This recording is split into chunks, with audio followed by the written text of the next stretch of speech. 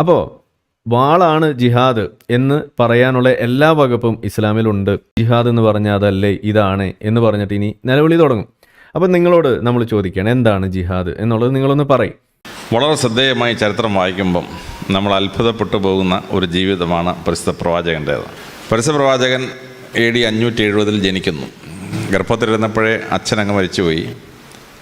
6 വയസ്സായപ്പോഴേ അമ്മ മരിച്ചു. 8 വയസ്സായപ്പം തന്നെ സംരക്ഷിക്കുന്ന മുത്തച്ഛനും മരിച്ചു. ഒരനാഥ ബാല്യത്തിൽ അദ്ദേഹം കടന്നുപോയി എന്ന് ചരിത്രത്തിൽ നമ്മൾ വായിക്കും. വരുവാൻ പോകുന്ന മഹത്തായ ആ ജീവിതത്തെപ്പറ്റി അധികമാർക്കും സൂചനയുണ്ടായിരുന്നില്ല. പക്ഷേ 24 വയസ്സുള്ളപ്പോൾ ആദ്യമായി പരിശുദ്ധ പ്രവാചകൻ നടന്നു വരുന്ന വഴിയിൽ ഒരു ഓർത്തഡോക്സ് വൈദികൻ, ബുഷേറ എന്നൊരു വൈദികൻ എതിരെ വന്ന് സാഷ്ടാംഗ പ്രണാമം ചെയ്ത ശേഷം, മഹാനായ പ്രവാചക, അങ്ങേക്ക് സ്വസ്തി എന്ന് പറഞ്ഞു. പരിശുദ്ധ പ്രവാചകൻ പറഞ്ഞു, ഞാനൊരു കാരവൻ ബോയിയാണ്, എന്നെ അങ്ങിങ്ങനെ അഡ്രസ്സ് ചെയ്യുന്നത് എന്താണ്? അങ്ങൊരു പുരോഹിതനല്ലേ, അങ്ങിങ്ങനെ എന്നെ നമസ്കരിക്കുന്നത് എന്താണ്? അപ്പോൾ ബുഷേറ എന്ന ഓർത്തഡോക്സ് വൈദികൻ പറഞ്ഞു, ഞാൻ ഇന്നലെ ഒരു ദർശനം കണ്ടു, അങ്ങ് ലോകത്തെ മാറ്റിമറിക്കാൻ പോകുന്ന മഹാനായ പ്രവാചകനാകാൻ പോവുകയാണ്, അതുകൊണ്ടാണ് ഞാനങ്ങ് വന്നിച്ചത്. വേദപുസ്തകത്തിലെ ന്യായപ്രകാരം പ്രവാചകന്മാരെയും രാജാക്കന്മാരെയും അഭിഷിക്തനാക്കണമെങ്കിൽ എണ്ണ തലയിലൊഴിച്ച് അഭിഷിക്തനാക്കണം. ക്രൈസ്റ്റ് എന്ന വാക്കിൻ്റെ അർത്ഥം, ക്രിസ്തു എന്ന വാക്കിൻ്റെ അർത്ഥം അനോയിൻറ്റഡ് വൺ എന്നാണ്, എണ്ണയാൽ അഭിഷിക്തനായവൻ. അതുകൊണ്ട് അങ്ങയുടെ തലയിൽ എണ്ണ അഭിഷേകം ഞാൻ എന്നെ അനുവദിക്കണമെന്ന് ബുഷേർ ആവശ്യപ്പെട്ടു. പ്രവാചകൻ പറഞ്ഞു, അങ്ങേക്ക് എങ്ങനെ ചെയ്യണമെന്നുണ്ടെങ്കിൽ ചെയ്തോളാൻ പറഞ്ഞു. അങ്ങനെ ഓർത്തഡോക്സ് വൈദികനായിരുന്ന ബുഷേറ പരിശുദ്ധ പ്രവാചകൻ്റെ തലയിൽ എണ്ണ ഒഴിച്ച് അദ്ദേഹത്തെ അഭിഷക്തനാക്കി. പിന്നെയും ഒരു 16 വർഷം ഒന്നും സംഭവിച്ചില്ല. 40ാമത്തെ വയസ്സിൽ ഹീറ ഗുഹയിൽ വെച്ചിട്ട് ദൈവത്തിൻ്റെ അരുളപ്പാടുണ്ടായ ശേഷം പിന്നീട് സോളാർ കലണ്ടർ അനുസരിച്ച് 22 വർഷവും ലൂണാർ കലണ്ടർ അനുസരിച്ച് 23 വർഷവുമാണ് പരിശുദ്ധ പ്രവാചകൻ ഈ ഭൂമിയിൽ ജീവിച്ചിരുന്നത്. പക്ഷേ ആ 21 വർഷം കൊണ്ട് ലോക ചരിത്രം ഗതി മാറ്റി ഒഴുക്കാൻ പരിശുദ്ധ പ്രവാചകന് പറ്റി. ഇത് അത്ഭുതകരമായ ഒരു ചരിത്രമാണ്. പരിശുദ്ധ പ്രവാചകന് ദർശനം കിട്ടിയ ശേഷം പിന്നീടൊരു 10 വർഷം ഭയങ്കര പ്രശ്നങ്ങളാണ്. പരിശുദ്ധ പ്രവാചകൻ ഒരു ഭരണാധികാരമുള്ള ഒരു വംശത്തിൽ ജനിച്ച ആളാണ്. പക്ഷേ ജനിച്ച വലിയ പണമൊന്നും ഉണ്ടായിരുന്നില്ല, കുടുംബസ്ഥിതി ഉണ്ടായിരുന്നുവെങ്കിലും അങ്ങനെ ജീവിച്ച പരിശുദ്ധ പ്രവാചകൻ 4 തവണ വധശ്രമങ്ങളെ നേരിട്ടു. AD 619 ആയപ്പോൾ 49 വയസ്സായപ്പം അദ്ദേഹത്തിൻ്റെ ഭാര്യ ഖദീജ നഷ്ടപ്പെട്ടു. അദ്ദേഹത്തെ പ്രൊട്ടക്റ്റ് ചെയ്തിരുന്ന അദ്ദേഹത്തിൻ്റെ അങ്കിൾ അബൂ താലിബും മരിച്ചു. 2 മരണങ്ങൾ സാധാരണ ഒരു മനുഷ്യന് താങ്ങാൻ കഴിയുന്ന സപ്പോർട്ടുകൾ മുഴുവൻ വിഡ്രോ ചെയ്യുന്ന ഒന്നായിരുന്നു. AD 622 പരിശുദ്ധ പ്രവാചകൻ മക്കയിൽ നിന്ന് മെദീനയിലേക്ക് പലായനം ചെയ്യുകയാണ്. മക്കയിൽ നിന്ന് മെദീനയിലേക്കുള്ള ദൂരം 415 കിലോമീറ്ററാണ്. മലയാളികൾക്ക് മനസ്സിലാവണമെങ്കിൽ തിരുവനന്തപുരത്ത് നിന്ന് കോഴിക്കോട് വരെപ്പം ദൂരം എന്ന് പറയുന്നതായിരിക്കും എളുപ്പം. 415 കിലോമീറ്റർ ദൂരം. പ്രവാചകൻ 2.5 മാസം എടുത്തു മക്കയിൽ നിന്ന് മെദീനയിലേക്ക് എത്താൻ. ഇപ്പോൾ സൗദി അറേബ്യൻ ഗവൺമെൻറ് ഒരു ബുള്ളറ്റ് ട്രെയിൻ ഇട്ടിട്ടുണ്ട് മക്കയിൽ നിന്ന് മെദീനയിലേക്ക്. 2.5 മണിക്കൂർ മതി. പരിശുദ്ധ പ്രവാചകൻ 2.5 മാസം എടുത്ത യാത്ര പൂർത്തീകരിക്കാൻ. ഹജ്ജിന് പോകുന്നവർക്ക് ഫ്രീ, ബാക്കിയുള്ളവർക്ക് ടിക്കറ്റ് കൊടുത്താൽ മതി. അങ്ങനെ മക്കയിൽ നിന്ന് മെദീനയിലേക്ക് പോയി. 622 മെദീനയിലെത്തിയ പരിശുദ്ധ പ്രവാചകൻ AD 624 ബദർ യുദ്ധം, 625 ഉഹൂദ് യുദ്ധം, AD 628 കണ്ടക്ക് യുദ്ധം, ബാറ്റിൽ ഓഫ് ദ ട്രഞ്ച്. അതിനുശേഷം 1 കൊല്ലം കഴിഞ്ഞ് AD 629 മക്കയുടെ ഭരണാധികാരിയായി ഒരു തുള്ളി രക്തമൊഴുക്കാതെ അദ്ദേഹം തിരിച്ചെത്തുകയാണ്. പിന്നെ 3 വർഷം കൂടി അദ്ദേഹം ജീവിച്ചിരുന്നു. 3 ഉംറകൾ ചെയ്ത ശേഷം AD 632 സ്വർഗാരോഹണം ചെയ്തു. വളരെ സംക്ഷിപ്തമായി പറഞ്ഞാൽ ഈ 62 വയസ്സ് ഉള്ള ആ ജീവിതം ലോക ചരിത്രത്തെ മാറ്റിമറിച്ചത് ഞങ്ങളെപ്പോലുള്ള ആളുകൾക്ക് വലിയ അത്ഭുതമുണ്ടാക്കുന്ന ഒന്നാണ്. പരിശുദ്ധ പ്രവാചകൻ സ്വർഗാരോഹണം ചെയ്ത ശേഷം 1 കൊല്ലം കഴിഞ്ഞില്ല ഇസ്ലാം സൗദി അറേബ്യയുടെ കംപ്ലീറ്റ് ഉപദ്വീപുകൾ പിടിച്ച ശേഷം സിറിയ പിടിച്ചെടുത്തു എന്നുള്ളതാണ്.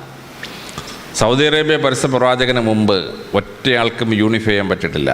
No emperor, no Byzantine emperor, no Roman emperor, no Egyptian pharaoh could capture the entire Saudi Arabian peninsula. 18 lakh ചതുരശ്ര കിലോമീറ്ററുള്ള ഇന്ത്യയുടെ 3/2 വിസ്തീർണമുള്ളൊരു ഭൂപ്രദേശമാണ്. പക്ഷേ പരിശുദ്ധ പ്രവാചകൻ സ്വർഗാരോഹണം ചെയ്ത് ഒരു കൊല്ലത്തിനകം എൻ്റയർ 17 രാജ്യങ്ങളെയും യൂണിഫൈ ചെയ്ത് സൗദി അറേബ്യൻ പെനിൻസുലയും തൊട്ടപ്പുറത്തുള്ള സിറിയയും കയ്യിലായി. അബൂബക്കർ ഖലീഫയുടെ 2ാം വർഷം ആയപ്പോഴേക്കും ഇസ്ലാം ഇറാഖിൻ്റെ സമതലങ്ങൾ പിടിച്ചെടുത്തു. അബൂബക്കർ ഖലീഫ മരിച്ചിട്ട് അബൂബക്കർ ഖലീഫയുടെ ഫസ്റ്റ് കസിൻ ഉമർ ഖലീഫ ഭരണത്തിൽ വരുന്നു.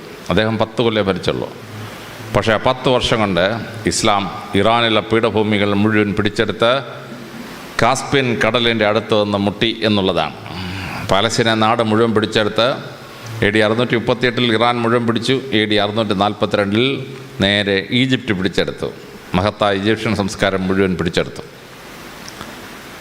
ഖലീഫ ഉമറിന് ശേഷം ഉസ്മാൻ ഭരണത്തിൽ വന്നതോടുകൂടി ഇസ്ലാം ജൻറോഷ്യയും അതിനുശേഷം ട്രാൻസോക്സാനിയയും പിടിച്ച് കാസ്പിയൻ കടലിൻ്റെ അവിടെ വന്ന് തട്ടി.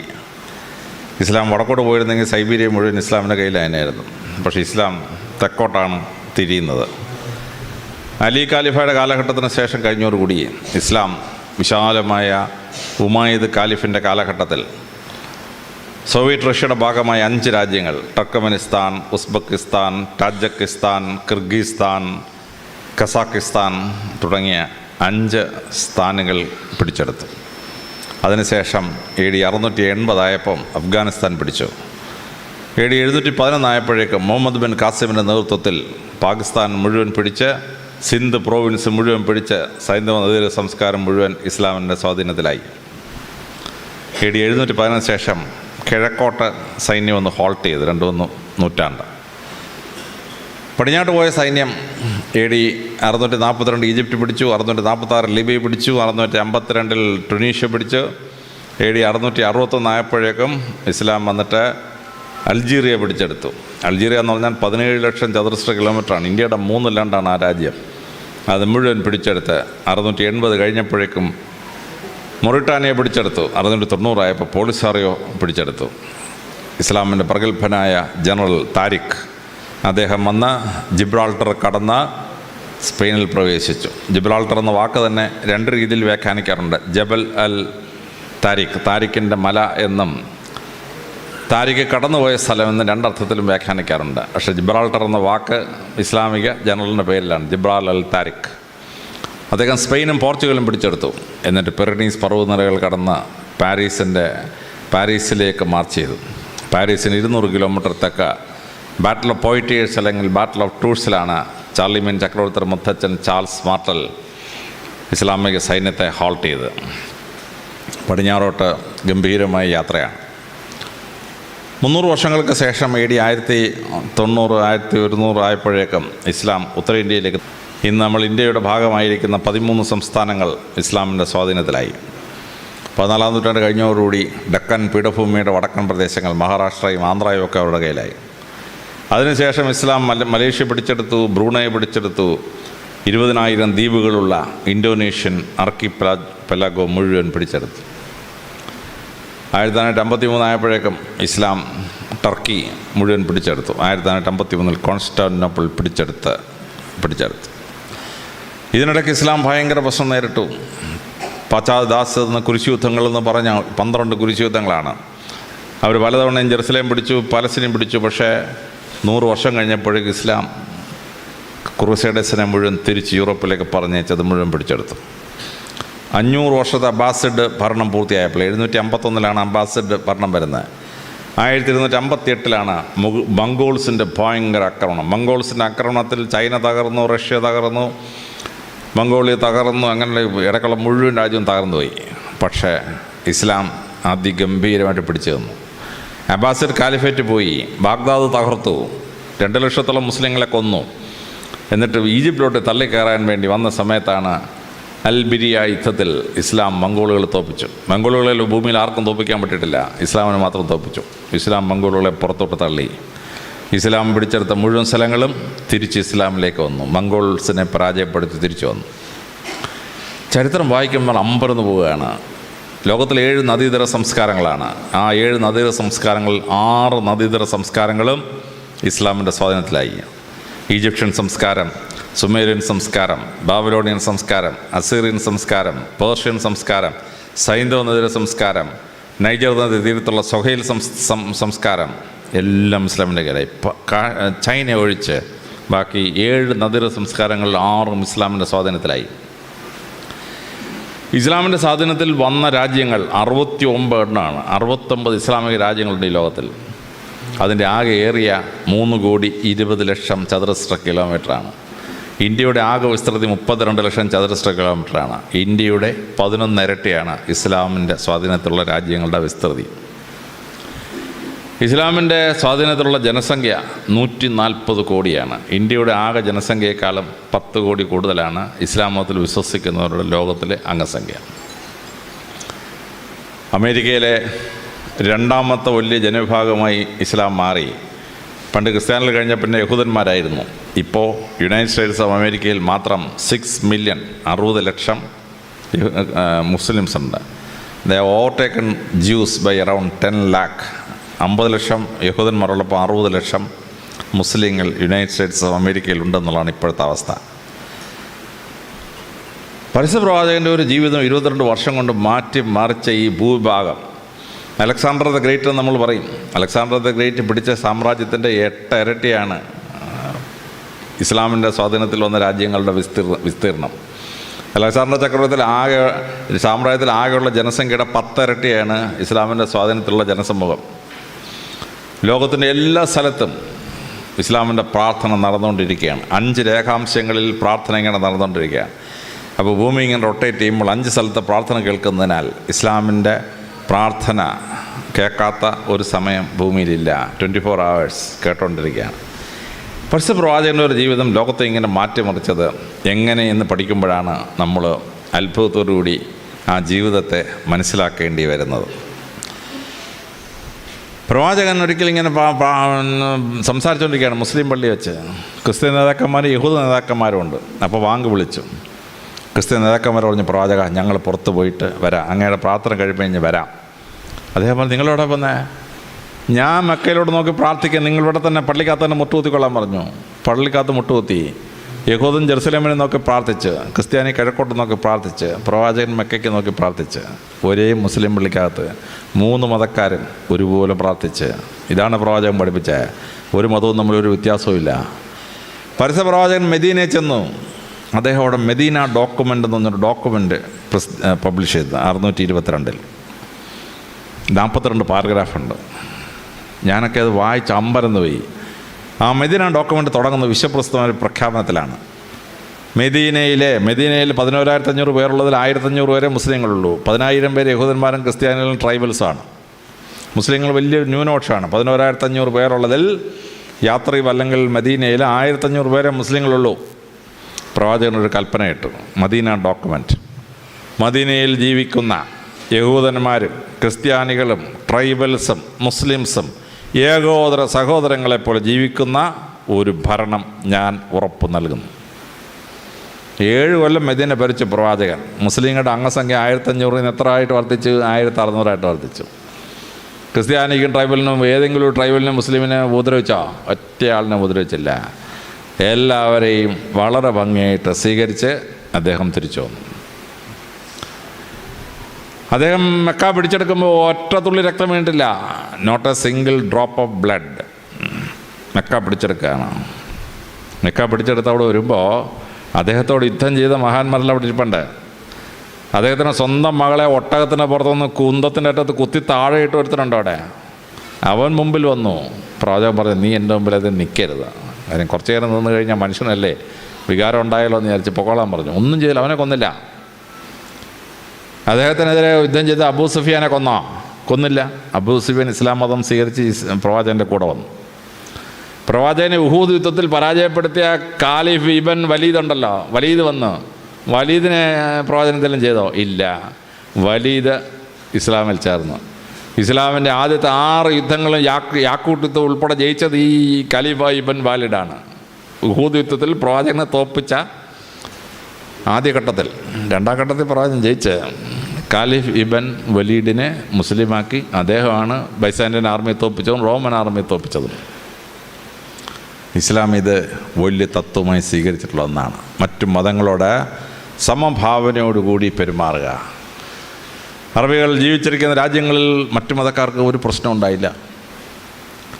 ഈജിപ്തിൽ ക്രിസ്ത്യാനികളുണ്ട്, അവിടെ ഒരു പാത്രീസുണ്ട്, 120 ബിഷപ്പന്മാരുണ്ട്. ഈജിപ്തിൻ്റെ ജനസംഖ്യയിൽ 20% ക്രിസ്ത്യാനികളാണ്. 1400 കൊല്ലം ഇസ്ലാം ഭരിക്കുന്ന രാജ്യമാണ്. അവിടെ ഈ പാത്രീസും അച്ഛന്മാരും മെത്രാന്മാരും 120 മെത്രാന്മാരും സുഖമായിട്ട് ജീവിക്കുന്നു.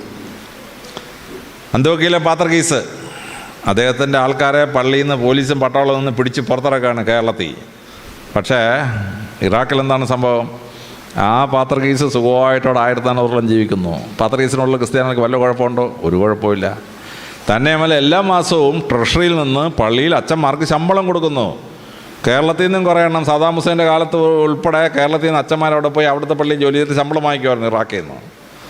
സർക്കാർ ട്രഷറിന്നേ ക്രിസ്ത്യൻ അച്ഛന്മാർക്ക് ശമ്പളം. ഇതാണ് ഇറാഖിൽ നടന്നു. ഹറൂൺ റഷീദിൻ്റെ പ്രധാനമന്ത്രി ആരായിരുന്നു? മാർമിസൈഡ്. അദ്ദേഹം ഒരു ഓർത്തഡോക്സ് ക്രിസ്ത്യാനിയാണ്. സദാം ഹുസൈൻ്റെ പ്രധാനമന്ത്രി താരിഖ് അസീസ്, പേര് കേട്ട നമ്മളൊരിക്കും മുസ്ലിമാണെന്ന്. താരിഖ് അസീസ് ഓർത്തഡോക്സ് ക്രിസ്ത്യാനിയാണ്. സദാം ഹുസൈൻ്റെ പ്രധാനമന്ത്രി ഓർത്തഡോക്സ് ക്രിസ്ത്യാനിയാണ്. ഇന്ത്യയിൽ അക്ബർ ചക്രവർത്തി വന്നു.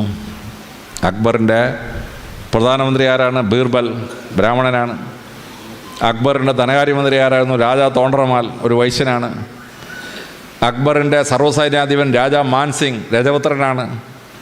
അക്ബറിൻ്റെ 12 അംഗ മന്ത്രിസഭയിലെ 6 പേരും മുസ്ലിങ്ങളല്ല, ഇൻക്ലൂഡിങ് ദ പ്രൈം മിനിസ്റ്റർ.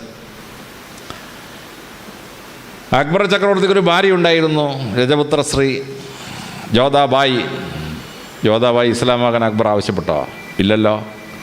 തന്നെയുമല്ല ഫത്തേപൂർ സിക്രിയിൽ അക്ബർ ചക്രവർത്തിയുടെ കൊട്ടാരത്തിന് തൊട്ട് ചേർന്നൊരു ക്ഷേത്രം ഉണ്ടാക്കിയ അക്ബർ.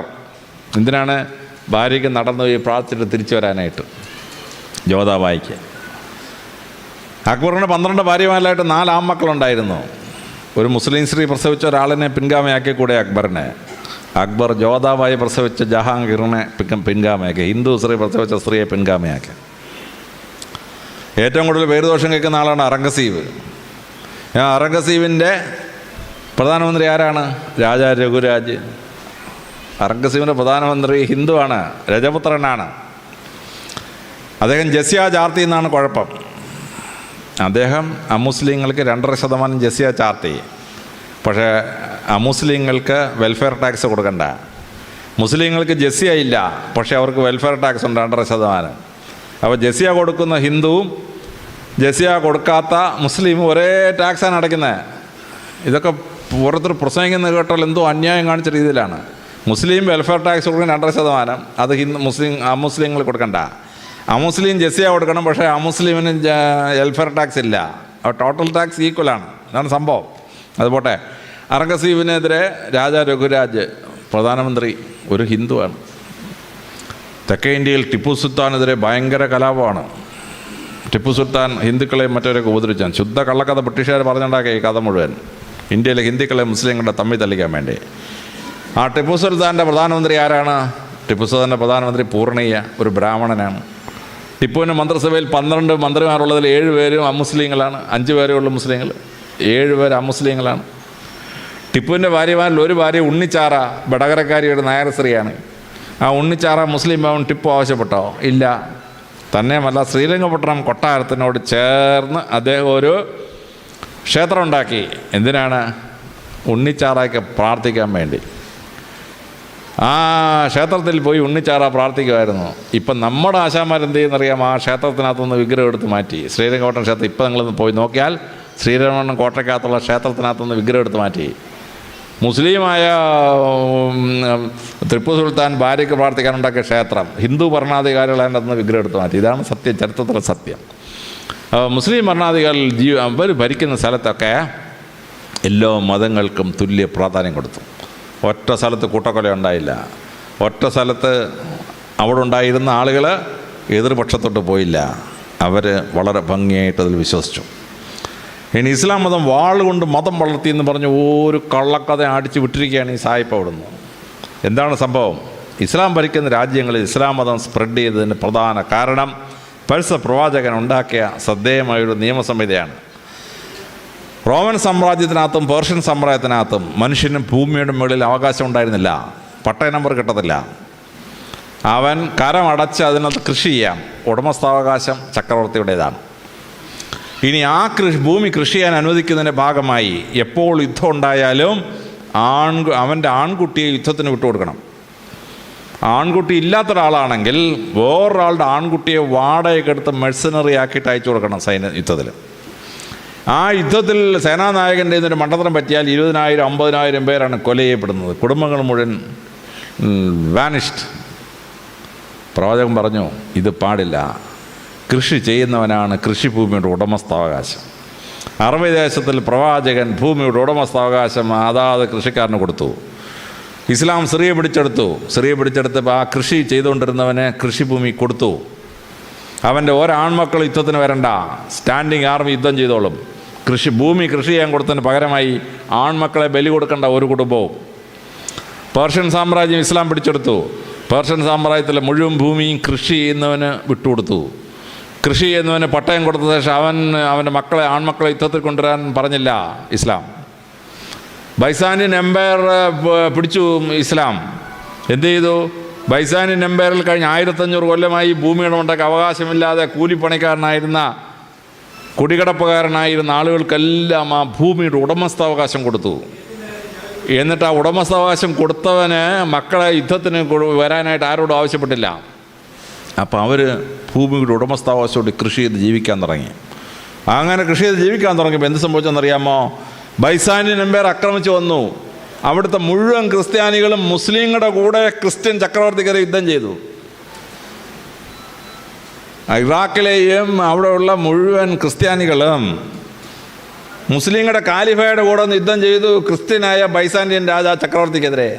ഇതാണ് ചരിത്രം. ലോകത്തിൽ ആദ്യമായി ഭൂപരിഷ്കരണം എന്നൊരു സാധനം ഉണ്ടാക്കിയത് പരിശുദ്ധ പ്രവാചകനും ഇസ്ലാമാണ്. ഒരു സോഷ്യലിസവും കമ്മ്യൂണിസവും ഒന്നല്ല ഭൂപരിഷ്കരണം കൊണ്ടുവന്നത്. ലോകത്തിൽ ആദ്യമായി ഭൂപരിഷ്കരണം കൊണ്ടുവന്നത് ഇസ്ലാമാണ്. അങ്ങനെ ഭൂമിയുടെ ഉടമസ്ഥാവകാശം കൊടുത്തു.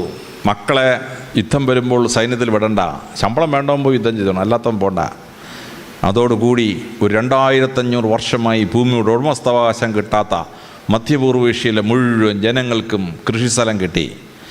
ആ കൃഷിസ്ഥലം കിട്ടിക്കഴിഞ്ഞപ്പോൾ എന്തുണ്ടായി? ജനങ്ങൾ സമ്പുഷ്ടരായി ജീവിക്കാൻ തുടങ്ങി. അങ്ങനെയാണ് ഇസ്ലാം വളർന്നത്. ഇസ്ലാമിക രാജ്യത്തിൽ ഭരണത്തിലിരിക്കുമ്പോൾ ഭൂമിയുടെ പട്ടയവും ഉടമസ്ഥാവകാശവും അതിൻ്റെ സംരക്ഷണ അവകാശവും അവർക്ക് കിട്ടി. അധമർണനായിരുന്ന ജനത ഉത്തമർണനായി. ഇതാണ് ഹിസ്റ്ററി. This is history. അതാണ് ഇസ്ലാമിൻ്റെ വിപ്ലവം. പരിശുദ്ധ പ്രവചനം ഉണ്ടാക്കിയ അതിഗംഭീരമായ വിപ്ലവമാണ്. ഈ ലാൻഡ് റവല്യൂഷൻ, ഭൂപരിഷ്കരണം കാരണമാണ് ജനങ്ങൾ മുഴുവൻ ഇസ്ലാമിൻ്റെ കൂടെ നിന്നത്. ബംഗാളിൽ ഭൂപരിഷ്കരണം ഉണ്ടാക്കിയപ്പോൾ ജനങ്ങൾ മുഴുവൻ CPM-ൻ്റെ കൂടെ നിന്ന്. പക്ഷേ അവിടെ ഫാക്ടറി ഉണ്ടാക്കാൻ വേണ്ടി ഭൂമി പിടിച്ചെടുത്ത് 7 പേര് വെടിവെച്ച് വന്നപ്പോൾ ജനം മുഴുവൻ മറുപക്ഷം പോയി. ഇതാണ് ബംഗാളിൽ സംഭവിച്ചത്. അത് തന്നെ സംഭവം. ഞാൻ റീസെൻ്റ് ഉദാഹരണം പറഞ്ഞല്ലോ. ആ ബൈസാന്റിയൻ കൺട്രിയിലും പേർഷ്യൻ സാമ്രാജ്യത്തിലും പിടിച്ചെടുത്ത രാജ്യങ്ങളിലെ ജനങ്ങൾ ഇസ്ലാമിൻ്റെ കൂടെ നിന്നു. ഇസ്ലാം എവിടം വരെ പോയോ അവിടെ എല്ലാം ഇത് സംഭവിച്ചു.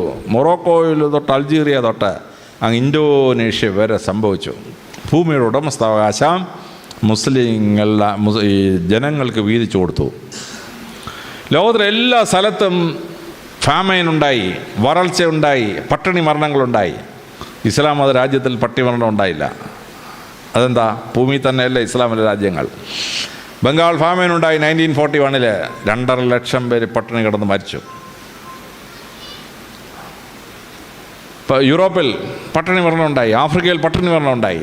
പക്ഷേ ഇസ്ലാം ഏതെല്ലാം രാജ്യങ്ങളിൽ ചെന്നോ അവിടെ പിന്നെ പട്ടിണി മരണം ഉണ്ടായിട്ടില്ല. കാരണം ഇസ്ലാം ലോകത്തെ പഠിപ്പിച്ചു. തൊട്ടയലോക്കത്തോർത്തം പട്ടിണി കിടക്കുമ്പോൾ നിങ്ങൾ സുഭിക്ഷമായ ആഹാരം കഴിച്ചാൽ നിങ്ങൾ കഴിക്കുന്ന ആഹാരമല്ല വിഷമാണെന്ന് പറഞ്ഞു. ഇസ്ലാമിക രാജ്യങ്ങളിൽ എവിടെയെങ്കിലും പ്രൊഡക്ഷൻ കുറഞ്ഞാൽ ചക്രവർത്തി ആദ്യം ചെയ്യുന്നത് പ്രൊഡക്ഷൻ കൂടുതലുള്ള രാജ്യത്ത് നിന്ന് ഗോതമ്പും മറ്റ് സംഗതികളൊക്കെ ആ ദേശത്തേക്ക് ഒഴുകും. ഹറൂൺ റഷീദിൻ്റെ കാലത്ത് സാമ്രാജ്യത്തിൻ്റെ ഒരേറ്റത്ത് പട്ടിണി ഉണ്ടാവാൻ പോകുന്നു റിപ്പോർട്ട് ചെയ്തു. ഹറൂൺ റഷീദ് എന്ത് ചെയ്തു? അവിടുന്ന് മറ്റു ഭക്ഷണമുള്ള സ്ഥലത്ത് നിന്ന് ഭക്ഷണം ട്രക്കുകളിലാക്കി ആ സ്ഥലത്തോട്ട് അയച്ചു കൊടുത്തു. ഗോതമ്പും മറ്റു സംഗതികളൊക്കെ അയച്ചു കൊടുത്തു. അങ്ങനെ അയച്ചു കൊടുത്തത് കാരണം ഇസ്ലാം മതം ഭരിച്ച രാജ്യങ്ങളിലൊന്നും പട്ടിണി മരണങ്ങളുണ്ടായില്ല, ഫാമൈൻ ഉണ്ടായില്ല. ഇസ്ലാമിൻ്റെ ആ വലിയ കാഴ്ചപ്പാട് വളരെ ഭംഗിയായിട്ട് സർട്ടിഫിക്കറ്റ് എഴുതിയത് ക്രിസ്തുമതം വിശുദ്ധയായി പ്രഖ്യാപിച്ച മദർ തെരേസയാണ്.